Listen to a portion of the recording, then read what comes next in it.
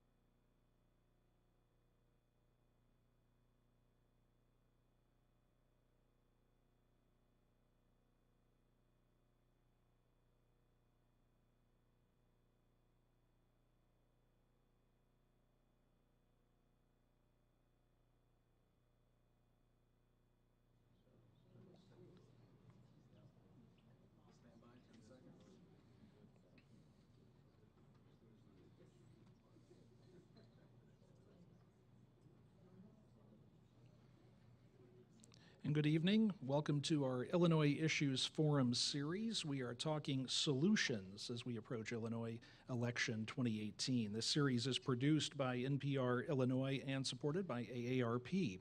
I'm Sean Crawford, NPR Illinois News Director. We're in Springfield at the Wyndham City Center. It's the first of our forums for this year. We're glad those of you here could attend, and also welcome to those listening online and on the air. By the time the voting begins, and especially the early voting later this year, we'll have been all over the state to hear how people feel about various issues. This forum is focused on fiscal problems in Illinois. We know the state has a huge backlog of bills. We've heard stories, things about prisons being unable to afford basic necessities, concerns in higher education that is pushing many students to continue their learning out of state, and also the state's crumbling infrastructure. Tonight we want to hear from you, your thoughts on how to resolve some of these problems, and our distinguished panel will also be weighing in tonight, trying to answer some of those questions. Let me introduce our panel tonight. We have, seated closest to me, we have former Governor Jim Edgar. He served 2 terms as the 38th governor. and is known for handling what was the state's largest budget deficit at the time. That seems like a long time ago now. Governor Edgar, a Republican, ended his tenure with the largest budget surplus in the state's history. He was also Illinois Secretary of State, a member of the Illinois General Assembly, and since his time in office, he served as a distinguished fellow at the Illinois Institute of Government and Public Affairs. Welcome, Governor. And I want to start tonight, as I go along and introduce each of our panel, I'm going to ask them to weigh in on a question that I think is pertinent considering the topic, and that is, what is the state of Illinois? And Governor, I'm going to let you go first before we move along. Well, if I was asked that question last year, and I think maybe I was on the panel over in Champaign, I thought it was terrible. I have to say it's better now than it was a year ago. Now, it's still terrible, but it's better. And one of the things I've learned, if at least you're moving in the right direction, that's some encouragement. I think that I was almost shocked, and I don't get shocked too often what happens in Springfield, but the fact that we got a budget last year and it came from the rank and file up. And I really think programs like this, and I think this program last year, Traveling the State, calling attention to the issues facing state government, I think that helped because those rank and file legislators were hearing from their constituents. People were really upset because they were hurting. Not having a budget for 2 years was the worst thing I have ever seen in my 50 years. I thought it was worse than the Blagojevich year by far, and that was bad. So, but we saw legislators, rank and file, convince their leaders we need to do a budget. They did it, and to me, and I don't want to sound partisan here, but I thought the 10 Republicans who crossed party lines, went against their caucus and had the wrath of their governor on them, were definitely profiles in courage. And I thought that was encouraging to see that as they crossed with the Democrats to make a budget possible. So I think the state is better today, but that was a budget this last year. I am hopeful we'll get a budget this year, and I'm hopeful the governor will be part of that process because you get a much better budget, and it works much better if the governor has signed on.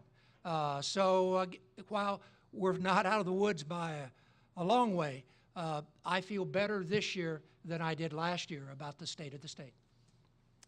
Let me skip down to the end of the table. We have Donnie Trotter with us. He served for 25 years in the Illinois Senate before that, a couple of terms in the Illinois House.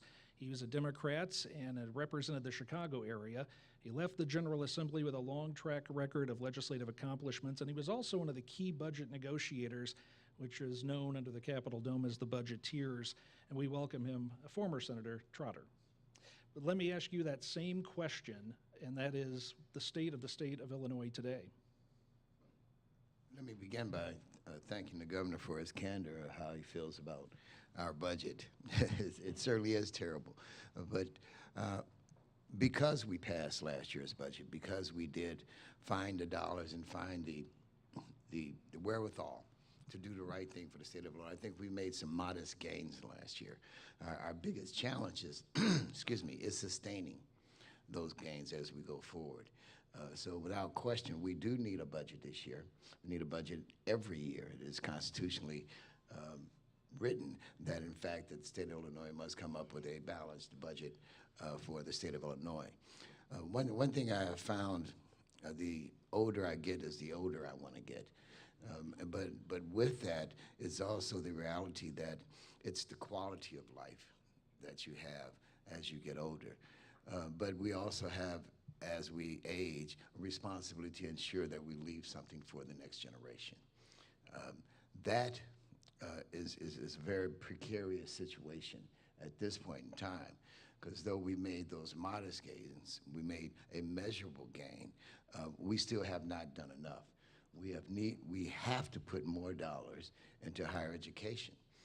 We have to ensure that our children have the tools that they need to be competitive in this global society, not just here in Illinois, not just in the Midwest, but in this global society.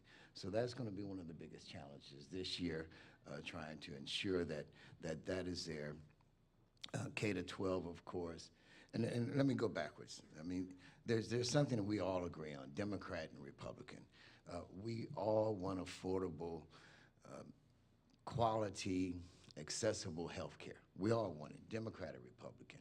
We all want a good school system for our children, all of us, Democrat or Republican, and we certainly all need and want public safety.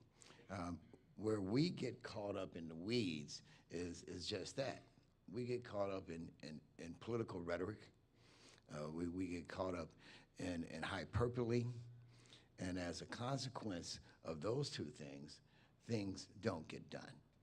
So we have to get past the rhetoric and the hyperbole and concentrate on what we need to do, and that is to ensure that this is a strong, thriving state, not only in our years, but in the years to come. Okay, thank you. Next up, we have Professor Beverly Bunch. She's with the University of Illinois Springfield. She has a PhD and is part of the Department of Public Administration.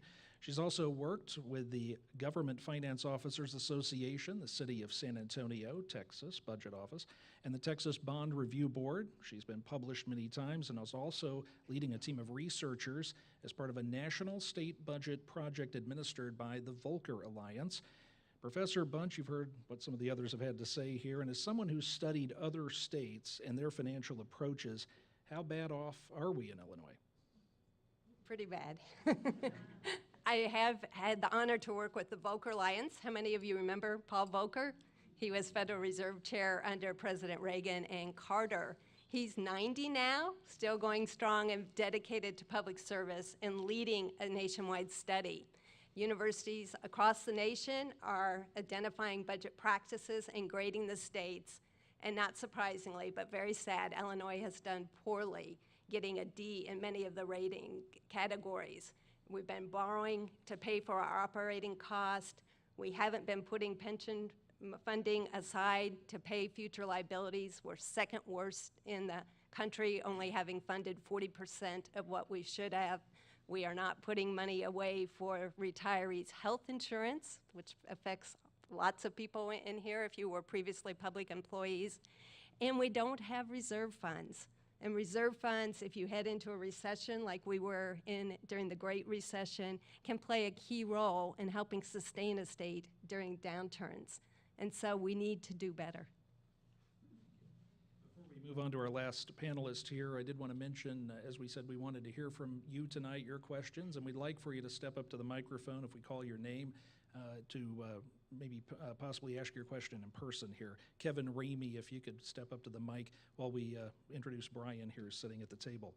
Brian Mackey covers state government and politics for NPR Illinois, works in our State House Bureau. His reports can be heard on public radio stations throughout Illinois and at times throughout the country on National Public Radio. He's won several honors, including an Edward R. Murrow Award for coverage of criminal justice issues, and Brian has covered 3 different administrations and is also a panelist on the NPR Illinois program State Week. Brian, you have an up-close view on a daily basis of what's going on at the Capitol and state government. Give us your viewpoint. Yeah, I think I'm going to answer this with a story. It's a story that came out this week. It was in the Journal-Star newspaper in Peoria. And here's the first sentence. A Peoria murder trial was delayed this week after the Illinois Department of Corrections said it was short of gas money. So that's where we are in the state of Illinois right now. The Department of Corrections has asked the legislature for about $400 million because it did a lot of spending during the impasse that has never been authorized. And so there was a trial set to begin, and the state apparently was, quote, having difficulties with making fuel purchases at the current time. And so they had to delay the trial. And I think that about says everything you need to know. I mean, yes, it's certainly better that we have a budget than that we don't have one, but we are definitely not out of the woods yet. There are a lot of looming spending pressures that keep getting piled on. There was just a story today about another $300 million that could have to be payments that could have to be speeded up to long-term care providers. There are AFSCME union members who are owed pay raises dating back half a decade. The governor has proposed balancing the budget with a number of things that the legislature does not seem enthusiastic about, to say the least. So we've got a ways to go. Okay, thank you. We'll hear more from our panel, and they'll be responding to your questions as well. We do have somebody here who has one of our first questions of the night, and go right ahead. They're pretty much all touching on the question I asked. Where is the state's budget at? Where are we headed in the next, say, 1 year, 3 years, 5 years? Has there any proposals come out to look that far ahead? Whoever wants to take that. Well, we're lucky to get a proposal for 1 year, to be very truthful. I mean, when I was governor, because I came in, we were in a budget mess. To me, the budget was the most important issue. I mean, there were other things I wanted to do, but I put those off to make sure I got a budget because that's crucial. But we did it somewhat 1 year at a time. Now, we did look down the road. I mean, we knew Medicaid cost and things like that we were projecting out. But most of the attention is on the next 12 months. And getting that right is very difficult. A budget process, Senator Trotter might have a different take on this. To me, it's not a science, it's an art. And it's hard. Like right now, they're arguing over revenue estimates. That's nothing new. We've always argued over revenue estimates. That probably takes up 60% of the budget fight is trying to agree on how much money you got. And there's no definite thing. I mean, whatever number they come up with, it's somewhat of a guesstimate, and it can change. But you know, the budget process, I don't think, unfortunately, years ago, Governor Ogilvie in the Bureau of the Budget did put a unit in to do long-range planning. And when he left, that kind of disappeared, and I really don't think we've had much of that since. I have to tell you, when I was governor, especially those first 4 years, I was just trying to figure out how to make it to the next day, many days. I don't think we're going to have the luxury in the near future of having a lot of long-range planning. Now, one thing I would suggest, whoever is elected governor in November, that he, or it's going to be a he for sure now, I think it's for sure, is that he gets a lot of smart people in his state, most of them out of state government, to come together and to come up with some long-range proposals and thinking, and actually pay attention to them, and then implement those programs as we go along. But I don't think between now and the election we're going to have any long-range planning going on. If we can just get a budget to get us through the next 12 months, I think that'd be a miracle and very important. Unfortunately, I don't think we're going to solve the pension problems, our debt problem, all that this year. I just hope we can get a budget agreed to that get us past the election, and then the next, whoever is the governor, will then have to come back to the General Assembly. And it has to start with the governor, I think, and you know, have some concrete long-term solutions to these problems. And one last thing, let me just add on long-term solutions. There are no silver bullets to these problems. There isn't going to be a one-year solution. And whatever the solutions are going to be, they're going to be very unpleasant to everybody if they're really going to be solutions. There are going to be more taxes. They're going to be cut in programs. And probably the hardest thing, we're going to have to stay on that diet for many years. You know, it took us 20 years to get into this hole, and it's going to take us a lot of years to get out of it. But we need to start. And I wish we were going to start this year. But I think the best we can hope for is get a budget so we don't get any deeper. But then after the election, with a governor in for 4 years and a General Assembly in for 2 or 4 years, we can begin to come up with those long-range solutions. Okay, and Lynn Rubin, we also have a question from you, if you could make your way up to the microphone. While we're waiting, though, Senator Trotter, your name was mentioned in debate, I believe, so if you'd like to weigh in on that as well. Yep. No, I wholly agree with the governor. The thing is we are still in a very precarious situation here in the state of Illinois. But what happened last year is that there was the renewed empowerment of the General Assembly, as the governor mentioned in the first place. We're equal partners with the governor. You know, there's the legislative, the executive branch, and the judicial branch.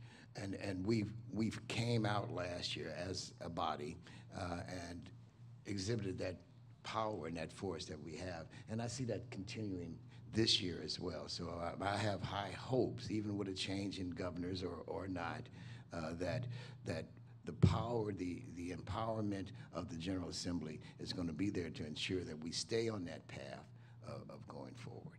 And before we move on to the next question, Professor Bunch, just the idea of long-range planning, is that something other states do a lot? That is one of the criteria the Volcker Alliance looked at. Multi-year forecasting of revenues and expenditures is important and is done by a number of states. And then also, once the budget year is started, if changes are made, then they also look what is the impact on out years. All right, let's go to our next question.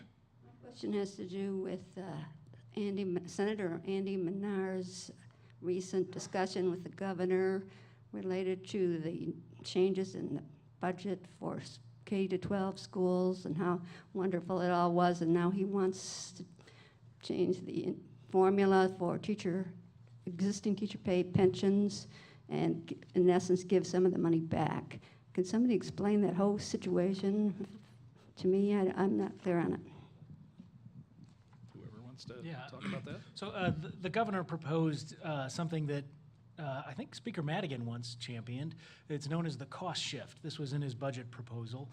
And the idea is that currently the state pays the employer's share of pensions for people in the teachers' retirement system, now the Chicago teachers' retirement system, as well as the state university retirement system, which, full disclosure, as an employee of the University of Illinois Springfield, I'm a member of. So the governor is proposing that the local employers should have to pay that share. So that would be school districts throughout the state, state universities, and I think the figure that he put forth is that would add up to about $526 million in savings for the state. Now, some people say, well, that's just going to make property taxes have to go up by $526 million, and tuition, if you count, for the universities. The governor has talked about, though, giving what he calls flexibility to local governments. That has not been an idea that's been popular with Democrats because they view that, another way to say that is taking things out of collective bargaining. So teachers wouldn't be able to necessarily negotiate for all the pay and benefits that they are able to now.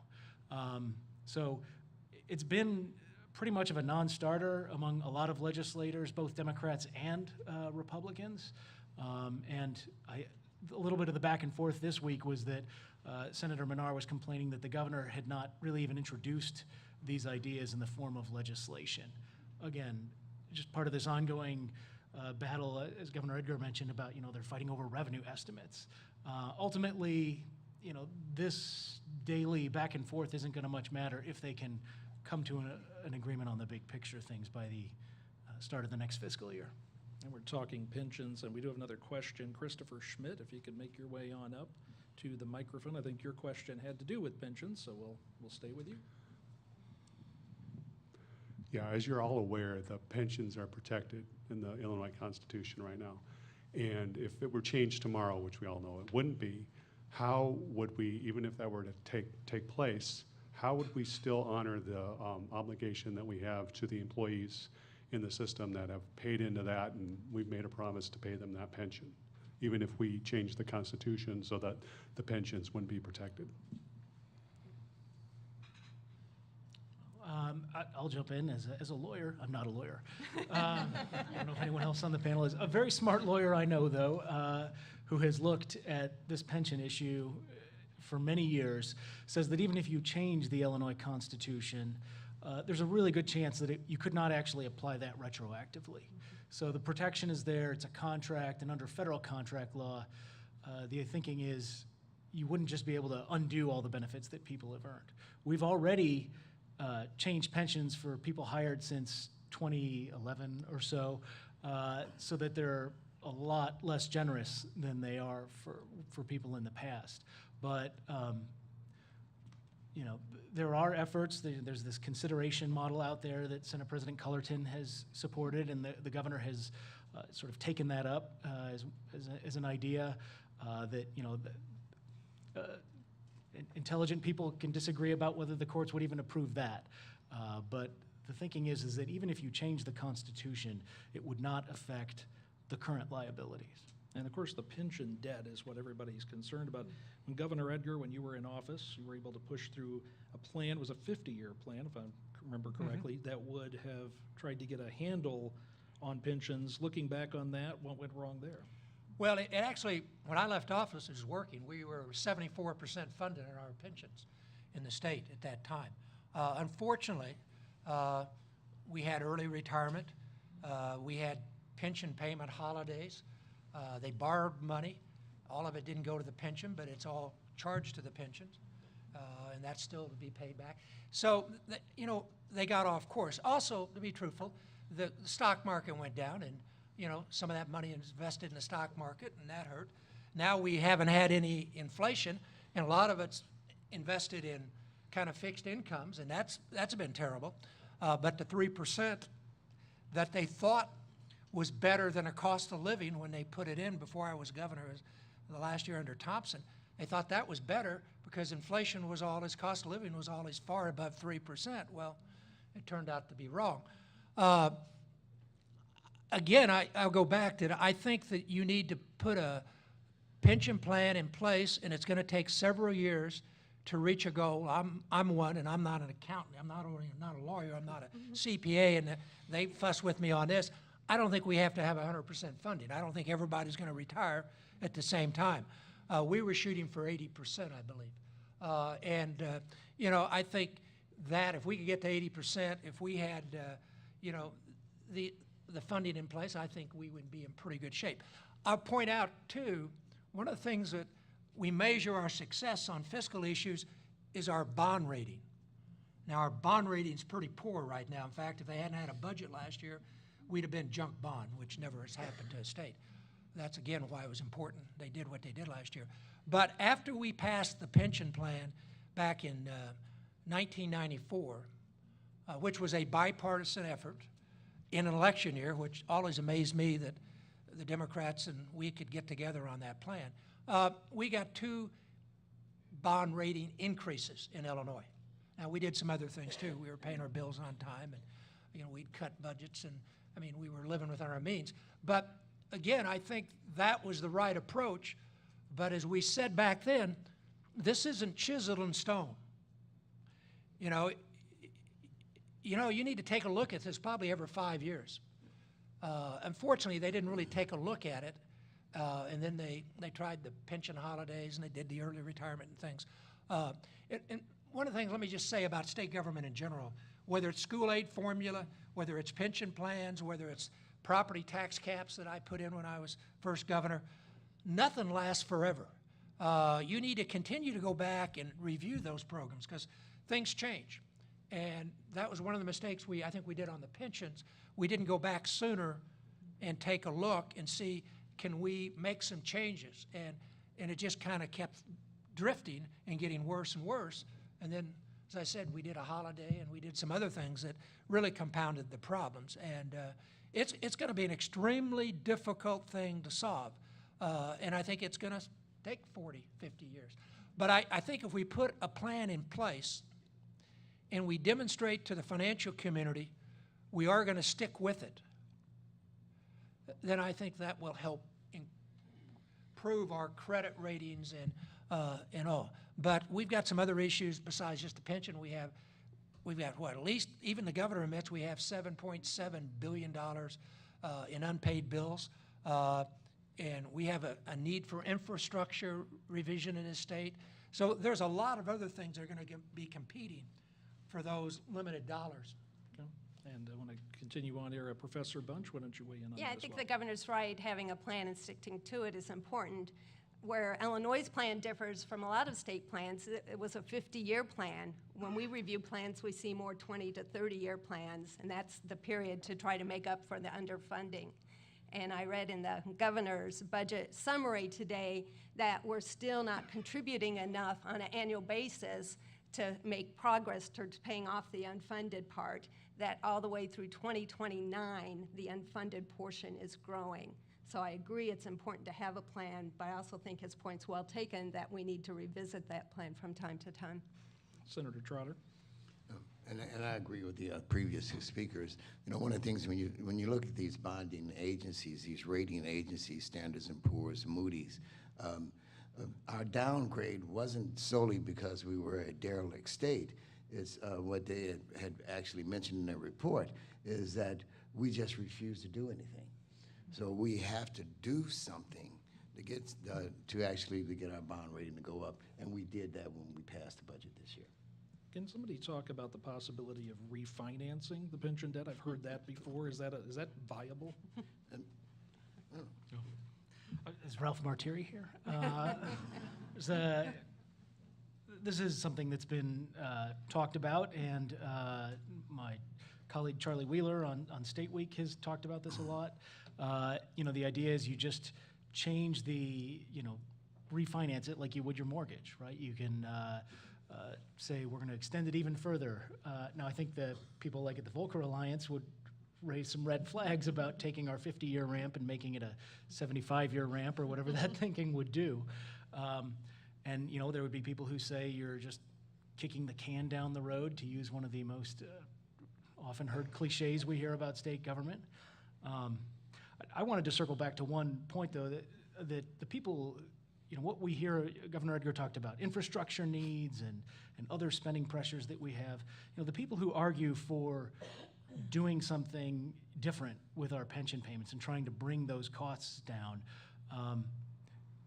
they're not necessarily just motivated by, you know, a dislike of state employee unions, or they think state workers are overpaid. There is a liberal argument for this too, and actually State Senator Daniel Biss made it to me years ago before he decided to run for governor and renounced his previous position. But, you know, the idea is it's a generational transfer of wealth. You have people who are retiring, enjoying these, you know, 3% compounded automatic annuity increases now, which, you know, people say it's not really a cost of living adjustment because it just goes up and up, whatever happens to the cost of living. And not only are they enjoying that now, but they had lower taxes than were necessary 20 years ago. They didn't pay as much as would have been necessary to meet those payments and everything else that the state was doing. And so now you're asking people who are younger to not only pay for the current operations of state government, but to make up the shortfalls for what should have been done in the past. And is that a moral tax structure, a just tax structure? Those are some of the arguments you hear in favor of doing something different. And I think Senator Trotter, you wanted to weigh in on that earlier? No, I'm Okay. Well, we'll let you off the hook there. Let me also call Josh Perkins. I know he had a couple of questions. If he wants to step up to the microphone, that'd be great. And again, I think the thing with pensions, keep in mind something that's going on there with the amount the state is spending on pensions, and as that debt continues to go up, that is siphoning money away from other needs and services in the state of Illinois. So getting a handle on that is important. Josh, go ahead. I appreciate it. I just want to say thank you guys for putting this on. It's been very informative so far. But one of the questions I had was, I think the governor touched on this. It seems to me that the only real viable solution to a lot of these problems, there's no silver bullet, like you said. It's going to be coming at things from both sides. It's going to be increasing revenues, it's going to be cutting expenses, and it's going to be for a prolonged period of time. Is there any ideas that you guys have heard, or with your experience, that isn't getting floated around, or that we're not hearing much about, that maybe would help bridge some of these gaps? Anyone got any ideas, right? No, you guys are not ideas, just sort of to reinforce what you said. The thing is, Illinois is not in a good position. I mean, but we are seriously, we're an aging state. People are moving out of our state. So we are going to have to reinvent ourselves in a way, and how to make do with the new reality that's coming forward. And there's nothing on the table that I know of at this particular time that actually addresses that. But we have to, one, start accepting that that's the new future for us here in the state of Illinois. Well, I will throw one idea that has been floated, that is legalizing marijuana, recreational marijuana. A lot of people think that would bring in a lot of tax revenue. Well, that's a revenue source. I mean, there's ideas out there for new revenue sources. But again, it goes back to that is not the silver bullet. that is not going to really take us back to the good old days of Illinois being in the forefront of being a strong manufacturing state. That's not happening anymore. I remember, I'm old enough to remember when the lottery was passed, and everybody, oh, that's going to solve education. Well, that wasn't even passed for education. It was actually passed for RTA. I was there when the deal was made, and that's why the votes were put on by the mayor among some Democrats who never voted for the lottery. But even if they had, there's not enough money. If the lottery doubled, it wouldn't come close to taking care of our education needs. But there are other, the marijuana has some other issues. I mean, we got gaming. There's a lot of issues out there that I think they'll have to consider trying to come up with additional revenues. But again, there's no one thing. I don't even think you can raise the income tax. I don't even think the idea of a graduated income tax would solve this problem. I mean, it's something that's going to take time, and it's going to be, there's going to have to be a lot of forums like this arguing about what works and what doesn't work and what are your priorities. But one of the things that's going to be important on this process is, you know, we Republicans might have one point of view, Democrats might have another point of view, downstaters might have a point. We're going to have to come together and compromise. And, you know, we're all going to have to give a little bit, and we're going to have to accept maybe points of view that we don't ever thought we'd accept. And because this is a very diverse state. And let me just say, this is a great state. I've said many times, this is not Puerto Rico, folks.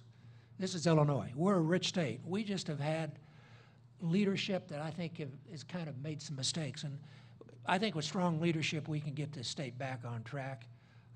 And I think that we can regain our prominence in this 50-state nation.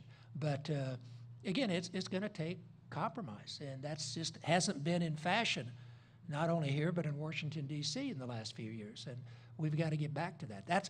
I agree, Donnie, we never can go back to the good old days. But I would like us to go back to when we used to sit down, and we did at the end of the session. You know, everybody knew they were going to have to give a little bit. And that, I think, is going to be very important if we're going to solve these many problems we face. Josh, did you have another question as well? Yeah, it actually pertained to taxes. You know, nobody loves taxes. Everybody hates taxes. But I'm curious, what do folks today here in Illinois pay in taxes versus maybe some of the other states? And then also maybe versus what we used to pay, say, 50 years ago in Illinois? I think Professor Bunch might be able to answer that. She's looking for some I was notes. looking at my notes, yeah. Well, she's looking. Let me also ask if Tom Bartels could step to the mic. I think he's got I'll a tell very you, back interesting question. when I was governor, the Civic Federation did a study, and we were in the lower fourth. Now, we only had a 3% income tax. We'd had a 2.5%, and I had approved a 0.5% permanent. But we were in the lower fourth. Now they say we're much higher. We've definitely had a pretty hefty increase in the state income tax compared to where we were. But I think still in state income tax, I don't think we're in the higher quarter. I don't know, we might be in the higher half now. But we are an industrial state. Industrial states usually take more money to run. There's more social issues and things, and there's also more money coming in. You know, you hear people say, well, gee, we're one of the highest taxing state. I don't understand. Now, if you live in Chicago, you pay a high tax because their sales tax is way out of sight, and you know, and cigarette and so there's a lot of taxes there. But statewide taxes, I still don't think we're at the top.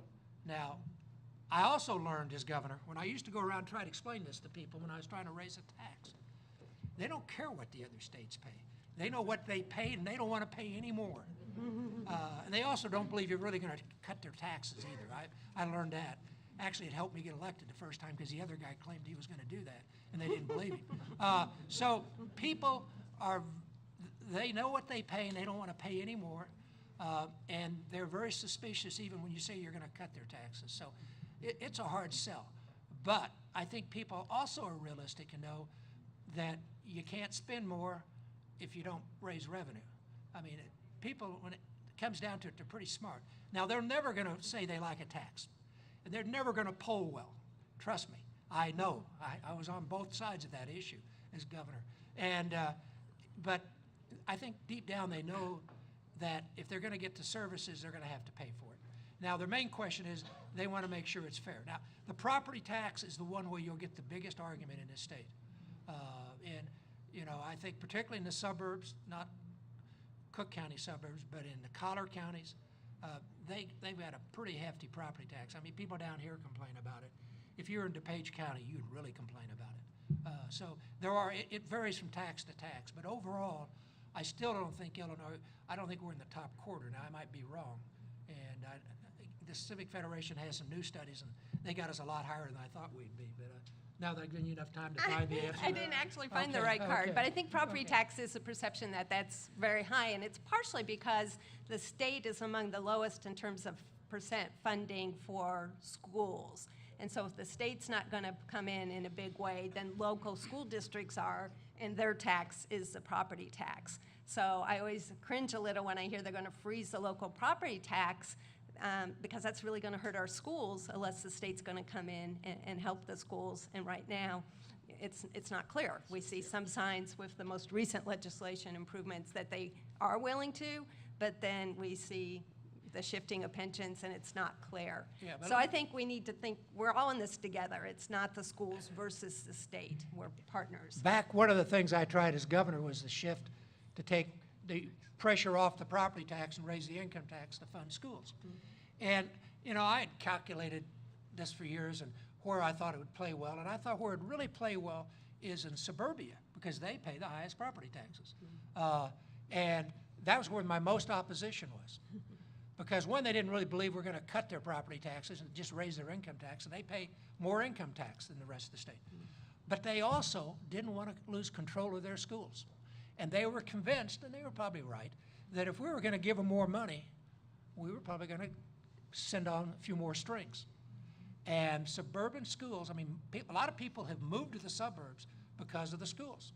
And they didn't want to be brought down to the rest of the state level. And they also didn't want Springfield or anybody else telling them how to run the schools. So again, people complain about the property taxes, but when we actually tried to do something, the people who paid the most property tax and complained the most were the most opposed. So it is not as easy as you might think to try to help people. Let me, Because they don't view it as a help. Let me let the rest of our panel, if they want to. I just wanted to jump in on something Governor Edgar said a couple minutes ago about the taxes not polling well. One of my favorite polls from recent years, the Paul Simon Public Policy Institute at Southern Illinois University, Carbondale, does pretty regular polling at least once a year. And during the height of the budget impasse, they did a poll about, you know, should we raise taxes to balance the budget? No, that's definitely not popular. Should we eliminate, you know, should we do cuts? That was more popular. And there was some surprising support for doing both cuts and increasing taxes. But then they decided to ask, okay, which of these state government functions should we cut? Higher education? No, don't cut that one. What about public safety, prisons and state police? No, we can't cut that. Okay, education funding, should we cut that? No. And literally every area they asked about was majority support to not cut. So people want to have their cake and eat it too. Well, there's one area they wanted to cut, waste in government. And that's kind of like the lottery. If you can ever get agreement what the waste is, it's still not going to solve the problem. But that is one thing they would agree on. You cut out the waste, and you ought to be able to take care of your problems. Senator Trotter, you want to? No, I can probably be the person up here that you say that I have no problems with taxes, just for the very fact what Brian just said. That pays for our quality of life that we have. And if we do not pay taxes, then of course what we hold near and dear, we won't have. But it needs to be fair in how you pay taxes. So I'm in agreement that we do need a graduated income tax. I believe that those that can afford to pay more should. The flat tax hasn't worked. We are not the highest tax, not in the country, and certainly not the highest tax in this region. And as I mentioned also, people are aging and they are moving out of the state, but it's not necessarily because of the taxes. Let's keep going with the questions here. Tom Bartels. Hello. I'm from Springfield, and I guess the thought occurred to me as I was listening to your initial presentations, that if this were a private corporation, we would probably be looking at bankruptcy. And it doesn't seem like I've heard that there's some really positive direction happening. So I guess my question is, and I'm not sure about the legality of any of this, is it possible that the state could actually fall into bankruptcy? No. I mean, not under current law. And I think that's what Governor Edgar, when he said we're not Puerto Rico, that wasn't a random comparison, right? Puerto Rico had special legislation passed by Congress that restructured their debt. So it would take an act of Congress.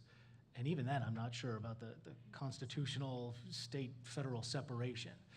Bankruptcy is not really an option. I mean, not unless there was some. One of the things different than a Significant private change. company, I mean, they don't have any assets. Illinois has a lot of assets. I mean, again, this is a wealthy state. We just haven't had really good leadership here recently, and it has caused the problem. But again, that's why I think we get our act together governmentally. We can pull out of this because we have the resources here in this state. And a business that goes bankrupt, usually they don't have anything left in the bank. I mean, they don't have any assets. They're sold off all their furnishings and everything. We've got a lot in this state. So I just don't think, even if that was viable, I don't think that's something that we ought to even contemplate, because I don't think we need to do that. And we were headed in a better direction until the budget fights began a couple years ago. I mean, the backlog of bills was heading downward. The state under Governor Quinn was meeting its required pension payments. Now, probably not enough, but it was meeting the legal requirements of the ramp. So things were headed in a better direction until the self-inflicted disaster of the last few years. We had two things. We didn't have a budget, but we were spending money at a higher level than our revenues were coming in, because the courts made some unbelievable court decisions saying you could pay state workers without a legislation, which is, I still blows my mind they did that. But a lot of other things. And then the income tax went down. I mean, not only we were spending more, our revenues are going down. I had some people say, well, I think it's great we don't have a budget. By gosh, we'll save money. I said, no, it's costing us a lot more money than if we had a budget. So again, it goes back to why last year, not only we got a budget, they also bit the bullet and they raised the tax back up almost to where it was to bring in additional revenues that help us try to deal with this. But you're right. I mean, at the end of the Quinn administration, things were better, much better than they had been earlier under Blagojevich, and they were much better than they got to be in the next 2 or 3 years. Right. When you look at the resources of this state, and again, I do live in Chicago, but I'm from Cairo, Illinois, so I know from top to the bottom. But in Chicago, Illinois, in this country, we have one of the most educated communities in this country. 38% of the people who live in Chicago have a college education. We have a new tech market that is now one of the best in the country, and thanks for some of the leadership that's still there with the mayor and other folks. And then we still always had the double thing, though we do not have the same manufacturing base, we still have our agriculture. And we are still doing well as far as our exports to other countries. So unless the federal tariffs hit us bad, I mean, we've always had that double-barreled shotgun in which could help sustain us here in this state. So yes, we just have to use our resources and use them smartly. And I'll let you weigh back in, but let me ask John, I believe it's Meyer of Springfield, if he could step to the microphone. And Professor Bunch, I don't know if you were wanting to weigh in there. Oh, I was just going to say, I agree that states constitutionally can't declare bankruptcy, but one of the bigger fears is that people will quit lending us money. And indeed, if we had dropped to junk status, if we hadn't had a budget, then we might have had a problem. But the state of Illinois issued $500 million in bonds last week, and there were people there willing to lend us money, a little higher interest rates than we would prefer. But I think that's one of the risks, or if vendors would quit doing business because we don't pay our bills. You mentioned the borrowing money, and I think that's something maybe people don't quite understand. Is There'll be people saying, why should we borrow money? We're already in debt. Can you explain why that's There's different necessity. reasons you borrow money, and most recently, we were borrowing money for capital investment, and that can be prudent. We need good infrastructure and good roads, good systems, and we borrow just like you'd borrow for a house or borrow for education. That's an investment. But when you start borrowing to meet your operating costs, such as our $6 billion to pay off our unpaid bills, or you borrow to make pension contributions, that's not good. That's like borrowing to pay for your food or your rent next month. Last month. Last month, yeah, last month. But it wasn't directly, when you talk about borrowing for the bills, last year, our unpaid liability was up to almost $13 billion. We borrowed $6 billion to pay down that debt, not because it was the best idea, but we were paying a heck of an interest rate. And it's just like if you have a Sears card, you're paying 23%, you want to go ahead and get another card and change that interest rate. We brought the interest rate after borrowing or bonding those dollars from in some cases 12%, 9% down to 4%. And that makes sense.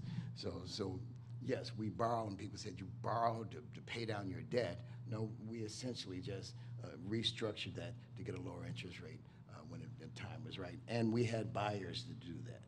Okay. John, you had a question. It appears that we're really hamstrung under our present Constitution, particularly in terms of how pensions have been structured and our legal obligations to pay them, as well as the flat income tax. What are the chances that there would be a constitutional convention to remedy these problems, and specifically which problems? That has to be done by referendum. Is that correct? Have a contract to call the convention. Right. And every 20 years, the Constitution says that the voters, it's put on the ballot to call a constitutional convention. And I'm trying to think, Quinn and I always fought over this. I was always against it, and he was always for it. And I think I told him, I'm too old the next time it's on your own. But it seemed like it was 10 years. When Obama was elected, it was the year Obama was elected. It was the last time we had it. So you'll have an opportunity to call a constitutional convention. Now, I agree with the comments made earlier that even if you change the Constitution, that's not going to solve the pension issue. It would make it possible you could put a graduated income tax in there, though you could also pass a constitutional amendment on that issue through the General Assembly and then go to the voters. I've always been a little nervous. I think the 1970 Constitution has worked pretty well. I just think sometimes those of us in power to implement it haven't done a very good job. So I'm not sure I'd want to turn around and let those same people have a new constitutional convention. I think I would, replace those people maybe as opposed to having a constitutional convention, and who knows what might be in that Constitution. You might have a couple ideas, but other people are going to have other ideas. I mean, the issues on abortion, all kinds of things, gun control, all kinds of things would come up. I get nervous about that. I got to tell you, I finally, after 1970, I kind of understand that Constitution, and to change it again, it'd just be baffling to me. But you will have that opportunity in, I think, about 10 more years, to whether you want to call a convention or not. But you can amend the Constitution. It's difficult, but you can amend it. They did it on, we got rid of cumulative voting, which I think most people now wish we hadn't, and some other things. We just locked can't up amend the Constitution. transportation funding a couple of years ago. Are you hitting on? That's right, yeah, that was. Mr. Governor, are you hitting on Quinn again? Huh? Are you hitting on Quinn again? What do you say? Are you hitting on Quinn again? No.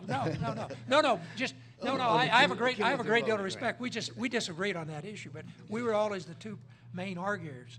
And I think he's younger, but I don't think he is younger than I am. So he's about as old as I'm going to be. So, but knowing Pat, he'll be there. Well, let me, before we run out of time here, we got about maybe 10 minutes left. And I think this kind of moves us to another question that somebody in the audience had. Jen McMillan, if she's available, if she could step to the microphone. I think her question gets to the heart, and maybe as we wrap up, have you guys weigh in on this question as well.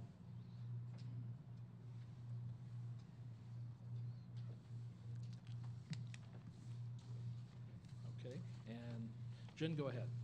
Good evening. As a candidate for the 101st District, one of the issues that I keep running into is a lot of my constituents are tired of the rhetoric. How can we turn down the volume and really get to the issues at the heart of changing the state of Illinois? And why don't we just go down the line here if everybody wants to weigh in on that? And Governor Edgar, you want to start? You know, this is an election year, and as you know, everybody in the House is up, and a good number of senators are up, and governors are up. I found when I was an office holder, my hearing worked the best in an election year. I mean, I really heard what people were saying, and I also remembered it later on. You get real busy after the election. So my suggestion to all folks is get on your candidates and tell them you don't want a bunch of rhetoric. You don't want a lot of partisan bickering. You want to get problems solved. And again, I think that's what happened last year. And I got to tell you, I never thought I'd see it. I have always thought any major things in Springfield was going to come from the top, be it the governor or the four leaders. And it really came from the rank and file, and that's because they heard from their constituents. You look at those 10 Republicans who crossed over and took all kinds of flack to vote for that. Many of them came from university districts, and nobody was hurting more than higher education during that 2 years, no budget. And, you know, and they weren't liberal. A lot of those are pretty conservative Republicans, but they heard from their constituents, and they knew they had to do something, even if that went against their leaders and their governor. Now that, I just had never seen anything quite like that happen before. And again, that was from people talking to their candidates, representatives. They do listen. And you've got to speak up. You've got to vote in primaries. That's the other thing that irritates me with a lot of folks. If you look, that's where most people get elected, Republican or Democrats. Those districts are drawn in such a way they're all Republican and they're all Democrat. So if you don't vote in a primary, you really don't have anything to complain about later on, because that's where most of our people are elected. And we have a tendency in both our parties that kind of the extremes come out in much higher percentages than the people in the middle. Now, there's some things we could do to change our primary laws. One, I think we ought to have them in decent weather, not in the dead of winter, but I wasn't successful in doing that. I tried to do that, and I also wanted open primaries, and I did bring the Republicans and the Democrats. I don't know if you were there by then, but I brought Republicans and Democrats together in opposition to me on that proposal to have open primaries, because they didn't want to take a chance. But again, I do think you can get that turned around by folks talking to their candidates, and talk to them when they're running.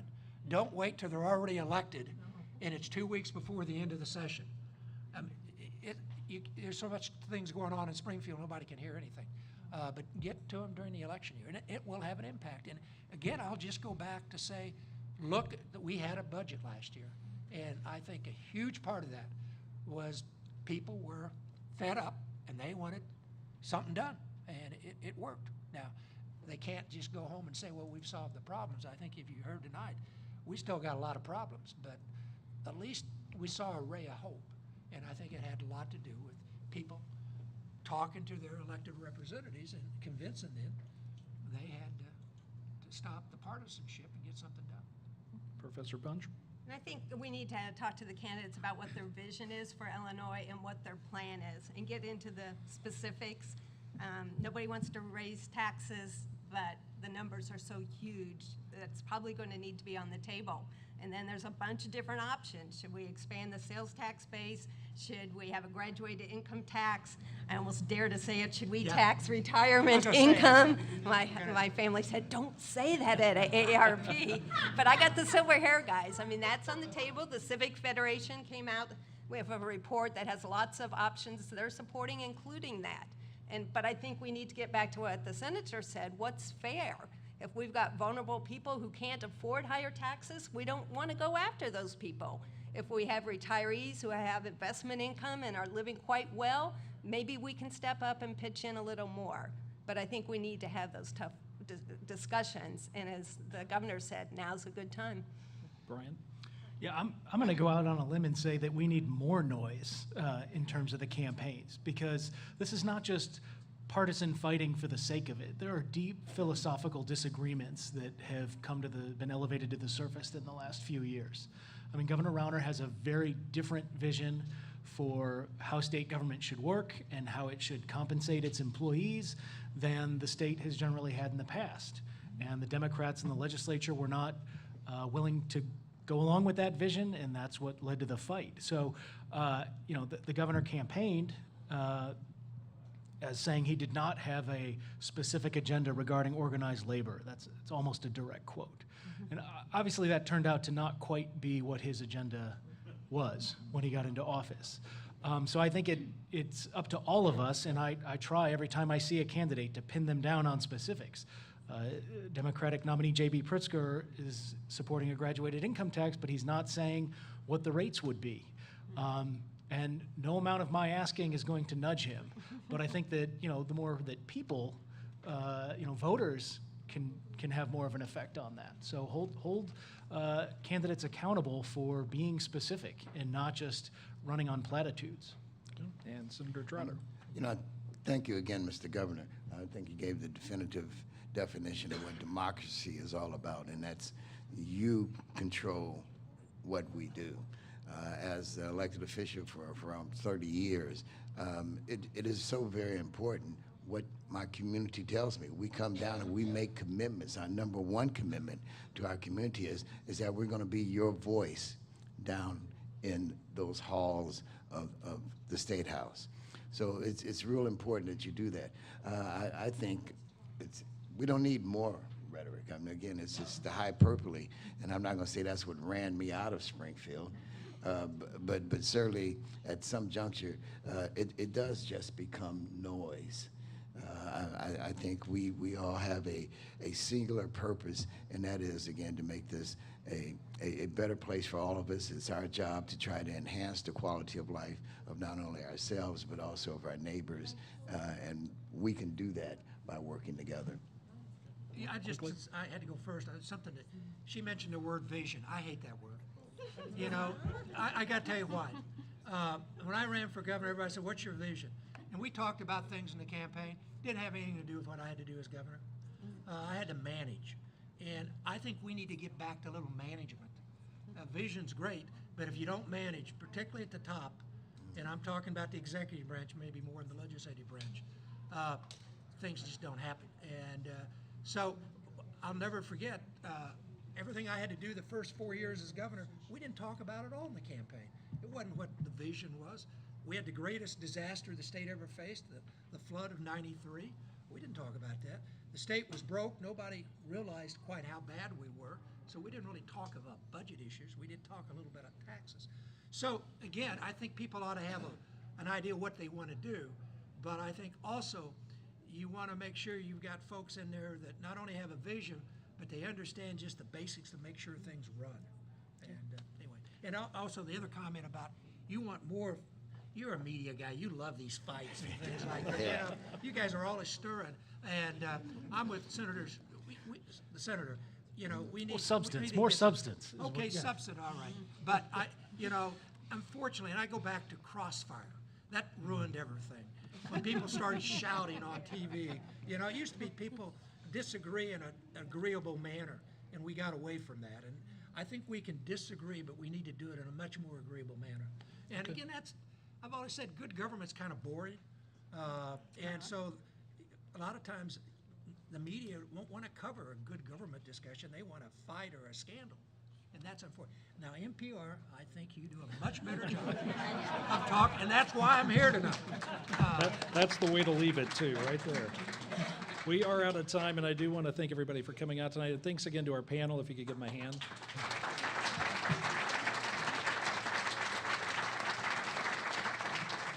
And a reminder, we will be traveling across the state this year, addressing some different topics, not just state finances. And we hope to see some of you there and maybe get some of your questions as well. I'm Sean Crawford with NPR Illinois. Support for the series provided by AARP. Have a good night. But I do think...